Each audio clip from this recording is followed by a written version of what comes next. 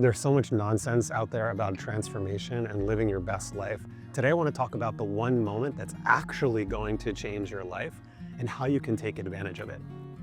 If you scroll through social media and you look online and you talk to most of the people around you, they'll give you things to do. They'll tell you what to do. They'll give you advice on how you can improve and how you can be healthier and how you can find love in your life and how you can make more money and how you can advance in your career.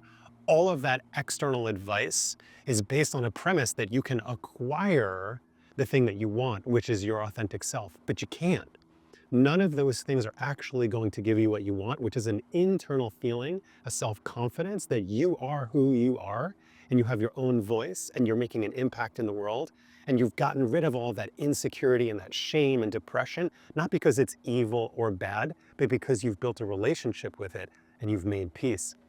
Now, for a lot of people that you will meet on the road, the most wise people that you will encounter in their life, they'll tell you the same thing. The reason why their life is so good is because it was so bad. There was a moment at some point in their life where everything fell apart, financially, their health, their relationships, their work. They felt completely lost. It's a terrible moment. It's not one that you would wish on your worst enemy, but at the same time, it's the most valuable.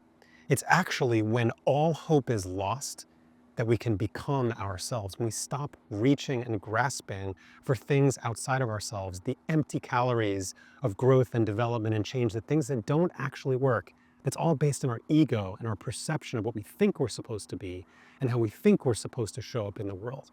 It's in that moment of crisis when everything has gone badly and all of your attempts to try to control the world, to manipulate people, to get the world to give you the experience that you want to have.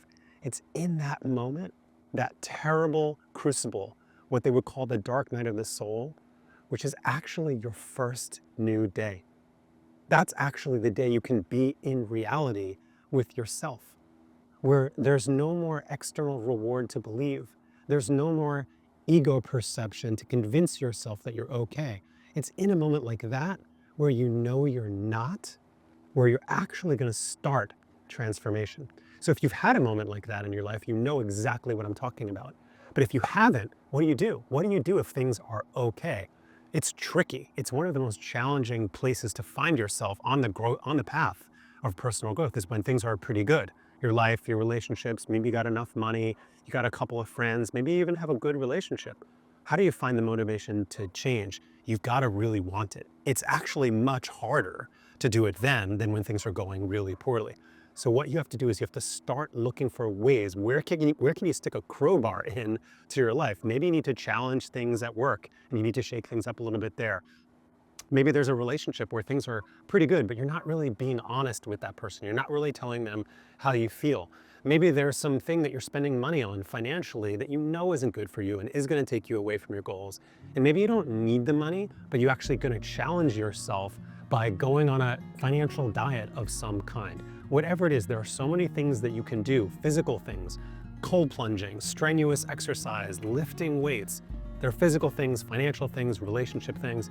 But if you find yourself at a place where things are okay, and you know that there's something wrong inside, you know that you're not done, you know that you're a work in progress, you're gonna have to dig in and do the work.